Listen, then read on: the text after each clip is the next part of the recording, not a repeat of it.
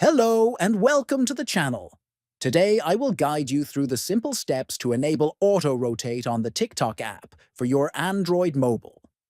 This feature helps videos automatically switch orientation when you rotate your phone, improving your viewing experience. Let's get started with the easy step-by-step process. First, open the TikTok app on your Android mobile.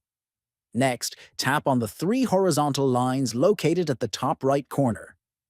Then, select Settings and Privacy from the menu that appears. After that, scroll down the list until you see Playback. Finally, tap Playback.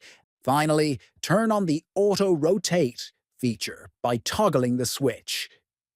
That's all for enabling Auto Rotate on TikTok. Enjoy watching your videos in any orientation you like. Thanks for watching, and don't forget to subscribe for more helpful tutorials.